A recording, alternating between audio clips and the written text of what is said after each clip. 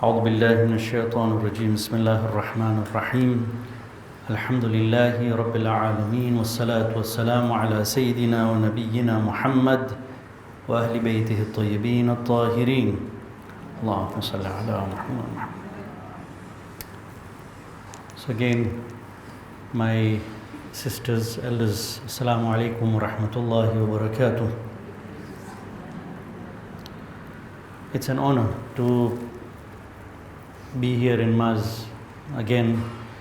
Whenever I come here, I feel like a salmon fish swimming upstream, going up the river. It's Hausa students always more learned than definitely I am.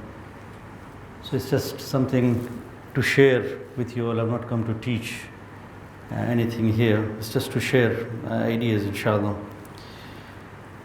I want to start off with a story. As you know, the topic for today is the naughty member of the family. All of you must be wondering as to what I'm going to talk about. I met somebody in the mosque yesterday and he's asking me, so which member of your family are you going to talk about?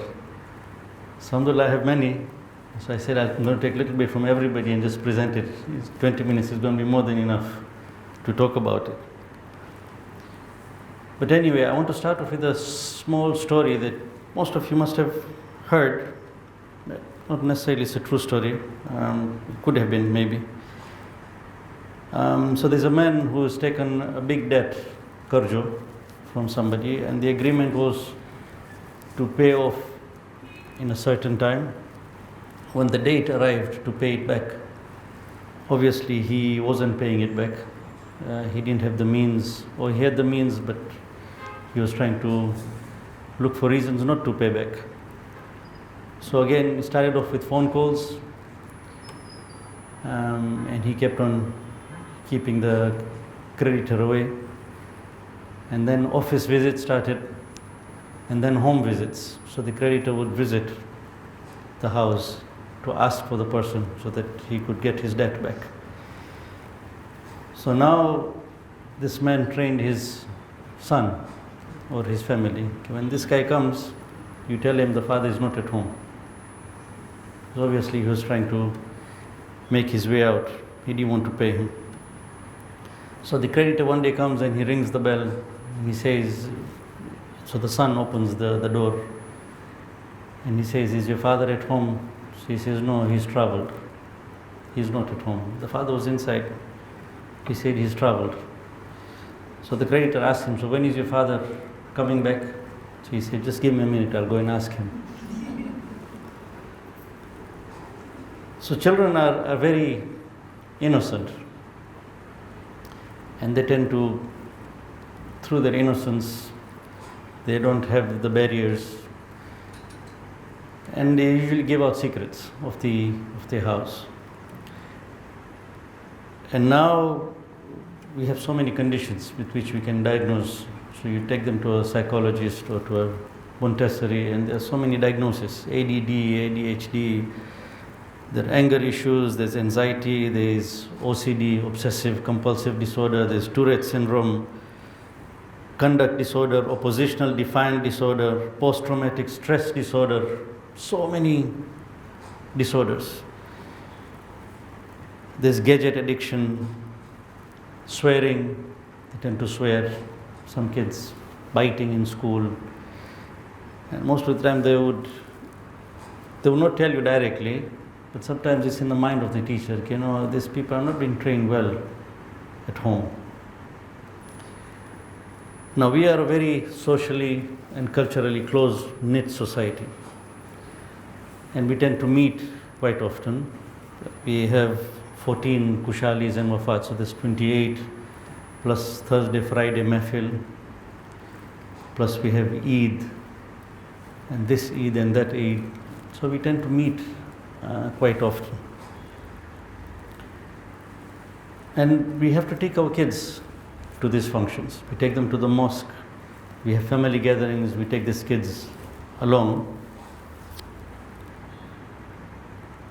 But what happens now is, when we realize, this child is misbehaving, what is our attitude with the child? We take them, but what we do is we tend to hide them. So just keeping them at home is not the solution. We have to take them at some point in time. But when you take them, you're always on the edge and you're trying to hide them behind you so that they don't expose maybe the secrets of their house or their upbringing or things like that. And sometimes these habits last till adulthood. So the children grow up and these habits stay. So you have some adult family members who can't keep secrets, for example. And when you see them coming, so if you're having a family discussion, for example, and you see this adult coming in, and everybody's like, shh, bas khabar, pachi baat karsu. Because this family member cannot keep secrets. When he goes out of the family, he'll start revealing what is happening inside the house. So this is one scenario. But you flip the coin. If you have a child who is very dio and talented, and he has some talent, he is a Hafiz the Quran, or he recites well, or he speaks well, he's very talented. Then what do you do? What do you do with that child? When you go out, you keep him in the front. Keto ene suche, eno hath chumis, uncle ne salam kar, ene avreche surah, pariyapto suro. So if it's a naughty child, we put them behind. If it's a good child, we expose them to the public, because we want people to see what is happening. We want them to see our upbringing, as to how good our upbringing is. So I thought of using this just as an example, because we can all relate to it. We are all parents, we have kids at home, and this is a scenario that we've all gone through, either to keep our children in front or to keep our children behind us, depending on their behavior. So I want you to keep this example in mind of this naughty member of the family. So there is a hadith of our Holy Prophet Hazrat Muhammad Mustafa sallallahu alaihi wasallam. Allahumma salli ala Muhammad.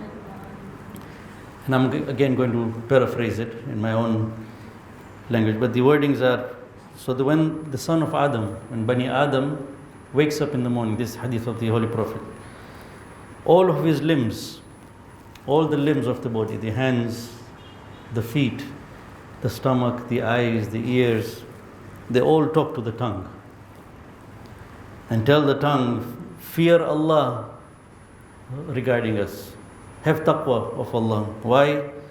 For we are only a part of you. If you are upright, we are all upright. And if you are crooked, we are all crooked.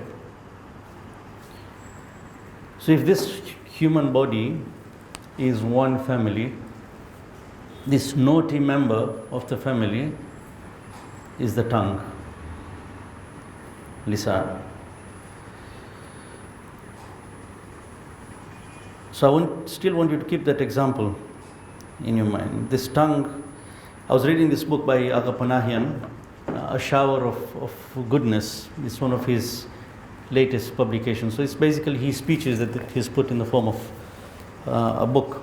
So he's talking about the khutbah of Muttaqeen in Nahj al-Balagha, which was related to Hammam, who was a famous companion of Imam Ali alayhi salam. So this is a short commentary on that khutbah, just a part of it. So there's one chapter whereby Panahian, he's called it, output is more important than input. He says something very interesting. He says, we always feel that our heart, the qalb, is the sacred, is the haram of our body, and it needs to be kept clean. So we tend to protect it from input. So we control our eyes, we control our ears, we control our stomach, so that we shouldn't eat haram, so that our heart doesn't get polluted. And that is input. Aga Panahian says, no, it's not the input that is important, it's the output that is more important. This is very different from the way we usually think. Output is more important than the input. So the eyes have a tendency to look at haram because the heart is polluted. It's not the other way around. It's not the eyes that are polluting the heart, but it's because the heart is polluted, that's why a person is inclined towards looking at haram. Because the heart is polluted, that's why the person is inclined towards listening to haram. Because the heart is polluted, he tends to eat haram. So he says that it's important to keep the heart clean. Then he compares the human heart to the spiritual heart. He says if you look at the physical heart of the body, it has blood coming in and then blood being pumped out. There is input and then there is output. Aga Panahian says the human heart is like a mine. It doesn't have an input. It could be polluted. So what we need to do is we need to explore it. It's like a mine which needs to be explored. One organ which has the capacity of showing the pollutants of the heart is the tongue. So he says your heart could be 90% pure, but if there is even 5 or 10% of impurity in your heart, if there is one organ that has a capacity to expose that dirt, that filth, it's the tongue. Not only that, but he says that when you speak something bad, so if you swear at somebody, or be it ghibat, or tohmat, or vain talk, it is like a plant growing out of your heart. When a plant grows upwards, the roots grow downwards. So the roots become stronger in the heart. So we don't give importance to what we speak.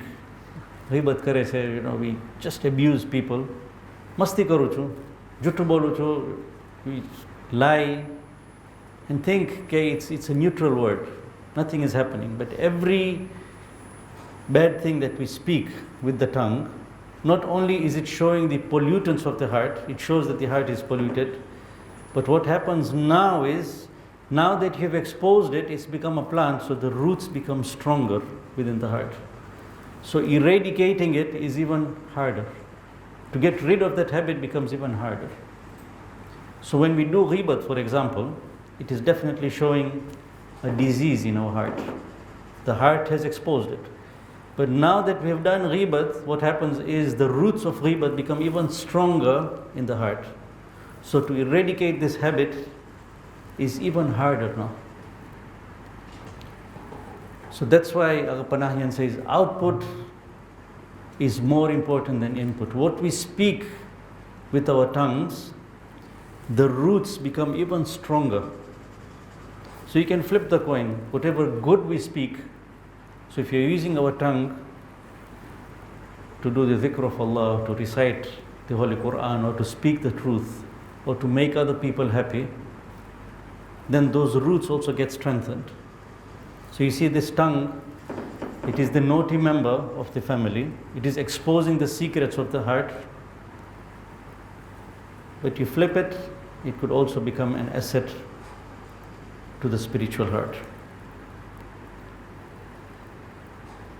So there is a hadith from our Holy Prophet Hazrat Muhammad Mustafa sallallahu alayhi wa sallam. Allahumma salli ala. He says, if a person guarantees me that he will control his desires and his tongue, I will guarantee him heaven. So Panahian takes this hadith. He says, see these two things that have been kept together? Desires and the tongue. Why? Because both are very difficult to control. It's difficult to control your desires and it's difficult to control your tongue. No, he goes further. He says it's easier to control your desires than to control your tongue. Controlling one's desires is easier than controlling one's tongue. So if a person wants to eat haram, for example, he has to make an effort, he has to make a preparation to go and eat haram. If he has to see something haram, he has to leave the house. But he says with tongue, there's no preparation required. It just spurts out. There's no preparation required in using your tongue. It's just a piece of meat which is moving. So he says when we talk to the youths, we tell them कि haram nahi jo and haram nahi samro. He says it should all start. Don't tell them कि haram nahi jo and haram nahi samro. Don't listen to haram. Don't look at haram. But tell them कि just take care of your tongue. You take control of your tongue. If you control your speech, automatically what happens is the journey goes inwards now. You are exploring the mind inside, the heart. You purify the heart. If the heart is purified, that heart will not look at haram. He quotes a hadith from the 6th Holy Imam. He says that the heart is like a big mountain. Moving it is very difficult. It cannot be moved by just an eyesight or hearing something. It cannot be just influenced by a wrong eyesight or a haram eyesight and haram hearing. He says it's a very strong structure. It cannot just be moved. So it takes time for the heart to get polluted. If a person purifies the heart, automatically the eyes, the ears, the stomach will automatically take control of themselves. So I was listening to Sheikh Shumali in the morning today. He also talks about speech. And he says, if you notice, we have 2 ears, we have 2 eyes, we have 2 nostrils, but God has given us only 1 tongue. And even the tongue is placed behind 2 doors. You have the teeth and you have the lips. Just to give it that extra power to control itself. So now, having said this, the tongue has the potential of spurting out the pollutants of the heart, and whatever bad that we speak with the tongue, it has the capacity to form roots. It becomes more difficult to eradicate those roots from the heart. So what's the solution now? It's very obvious. Keep silent. Keep quiet. And very right. Silence is golden. You can't go wrong with silence. For as long as you're silent, your words are in your control. The moment you speak, those words are in control of somebody else now. But Agha says that silence is a passive solution. It's a passive solution. If I take you back to the example, keeping those naughty kids at home is not the solution. If you have naughty kids at home, just keeping them at home, you'll go crazy. What you need to do is, we need to purify the heart. The heart needs to be purified so that it can speak. So the hadith says, speaking is more superior to silence. If you were to weigh speaking and silence, this is speaking is superior, but speaking righteousness, speaking the right words. And the Imams tell us that all the prophets were sent to speak. Prophets did not come and stay silent. They all spoke. All the Imams spoke, but they spoke with eloquence. So he says, even this khutbah of muttaqeen, Imam Ali alayhi salam doesn't say that the sign of a muttaqeen is to keep quiet, a person who keeps quiet. He says, no, he learns to speak properly. So silence is a passive solution, but speaking well is an active solution. So Panahian gives a very nice solution. He says in ethics, in akhlaq, there's a formula that we follow. He says, in order to be able to do things that we can't do, there are many things. When we hear of 1,000 rakats, for example, in the holy month of Ramadan, Hajjar rakat, very difficult for us to do 1,000 rakats. How are the Imams doing it? And there's so many hard practices. He says, in order to be able to do the things that we can't do, we must do more of the things that we can easily do. So the things that we can do, you do them more often, you do them more, that will enable you to do the things that you couldn't do in the past. So he says, similarly with the tongue, as the hadith says, it's difficult to control your tongue. It's something that shows the pollutants of your heart. It has a capacity to form roots if not used properly. But he says, no, keeping silent is a passive solution. An active solution would be to use the tongue for the good things. So do dhikr of Allah, use it to recite the Quran, use it to praise people, use it for righteousness. There's so many good things that we can do. There's so many du'as that we can recite with the tongue, and there are things that we can do. So if you can do these things, it will give you the capacity to control the tongue and eventually cleanse the heart. So you need to go backwards. There's some nice hadith about the tongue. Firstly, there's a hadith from our Holy Prophet, Hazrat Muhammad Mustafa sallallahu alayhi wa sallam. Allahumma salli ala Muhammad. He says, beauty of a person is in his speech. Doesn't say beauty of a person is in silence. We have to speak. Beauty of a person is in his speech. But what we need to do is, if we purify the heart, the speech that comes out will be good. That's the beauty. So beauty more than body and dress. Beauty is not only in the body and in the dress. Yes, it is there. But the best beauty of a person is in his tongue. Then he says, eloquence and beauty of speech is a capital.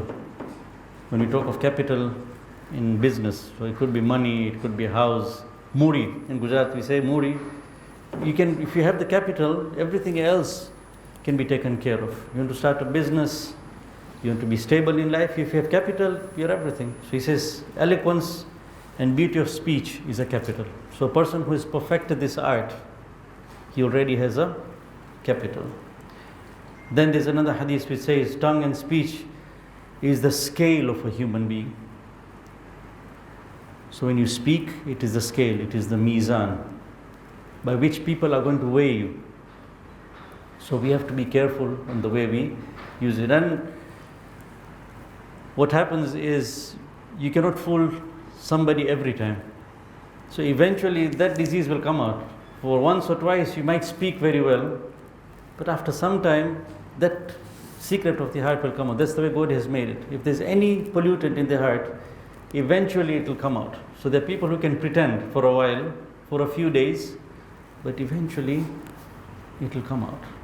So that's why when they say in spouse selection, these young girls and boys, the very first time they fall in love, they say a beauty of a woman is in her face, the beauty of a man is in his tongue. So they fool each other.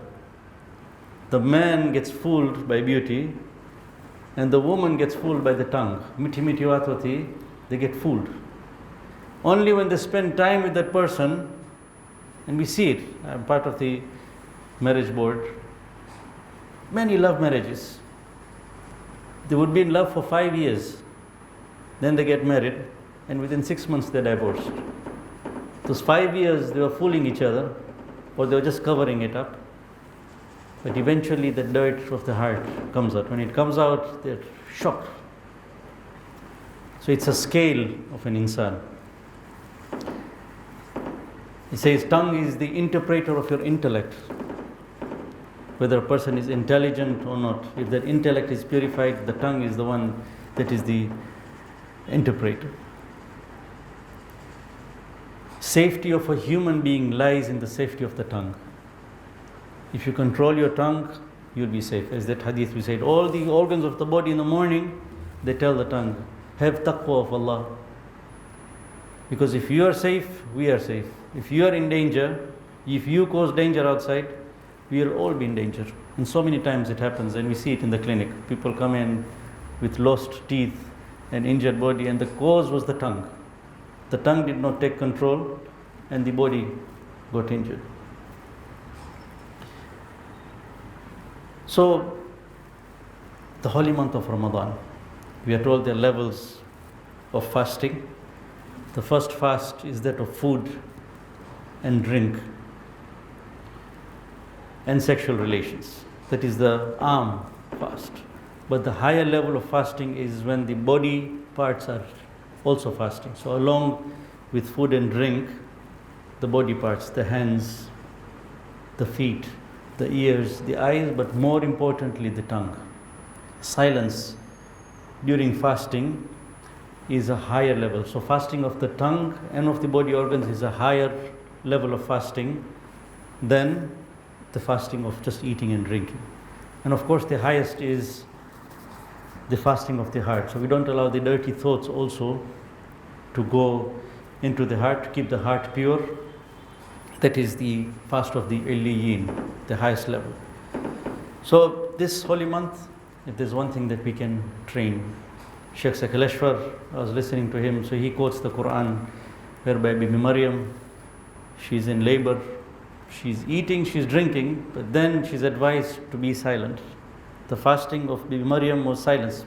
She was eating and drinking, but she was on a higher level of fasting, which was silence. She was advised to keep silent for a few days. When people come and ask her, she was told to be silent. So he says this is a higher level of fasting compared to that of eating and drinking. So one thing that we should, may Allah give us the tawfiq, we pray for each other, that this holy month of Ramadan, if there is one organ that really needs to be trained, it is the tongue. And there's no better time than the holy month of Ramadan. We use this tongue for recitation of the Quran, for dua, and because we are fasting, we are conscious and we try to train it 30 days, maybe another 10 days, with 40 days, inshallah we can take the control of our tongue, the pollutant of our hearts will be reduced. It will be easier for us to uproot the pollutants of our heart. Our hearts become cleaner and we become better people. And I would strongly advise you to read this book, A Shower of Goodness.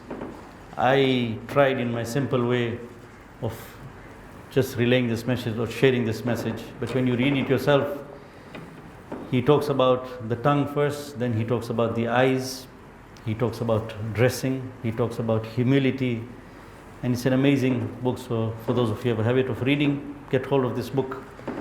Inshallah, the message will be clearer, inshallah. Thank you for your concentration and for listening so attentively. And remember us in your du'as, inshallah, and may Allah give us the tawfiq to put these teachings into practice, inshallah. Assalamu alaikum wa rahmatullahi wa barakatuh.